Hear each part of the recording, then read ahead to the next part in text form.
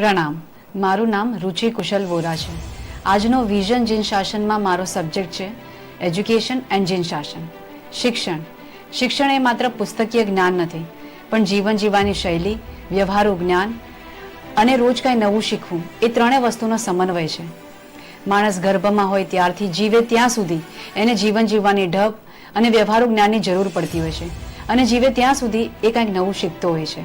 એનો અર્થ એ થયો કે માણસને શીખવામાં ઉંમરની કોઈ બાધા નથી.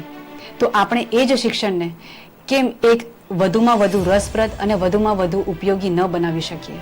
શિક્ષણના બે મોટા સ્ત્રોત છે, માતા અને શાળા એટલે કે સ્કૂલ. માતા એટલે સ્ત્રી. સ્ત્રીમાં એક નેચરલ ઇન્સ્ટિંક્ટ રહેલી છે, બાળકને શીખવવાની અને સંભાળવાની. જો આપણે આપણી આસપાસ જોઈએ તો આપણે જાણીશું કે શિક્ષણના ક્ષેત્રમાં સ્ત્રી પુરુષ કરતાં વધારે સક્ષમ અને એક્ટિવ છે. એટલે જ જ્યારે એજ્યુકેશનની વાત આવે તો આપણે સ્ત્રીઓ ઉપર ફોકસ કરવું જોઈએ.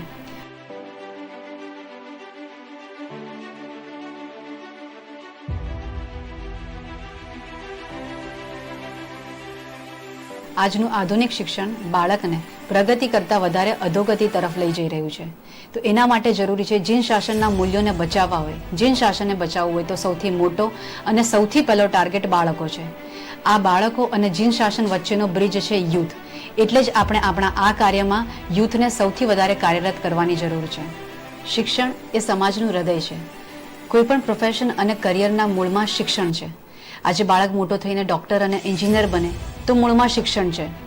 વ્યક્તિ સારો નાગરિક બને તો મૂળમાં શિક્ષણ છે.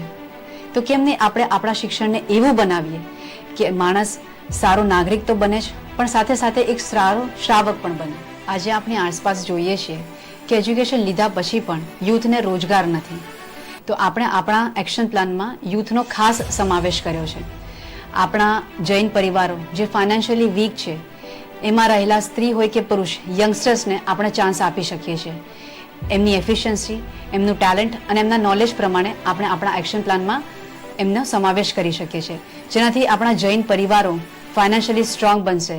આવા વધારે એક્શન પ્લાન 28 સપ્ટેમ્બરના સુરતના સંજીવ કુમાર ઓડિટોરિયમમાં આવવાના છે, પ્રેઝન્ટ થવાના છે. તમે ઓફલાઈન પણ જોઈન કરી શકો છો અને ઓનલાઈન જૈનિકની YouTube channel Jainik SOS through પણ તમે જોઈન કરી શકો છો. પ્રણામ.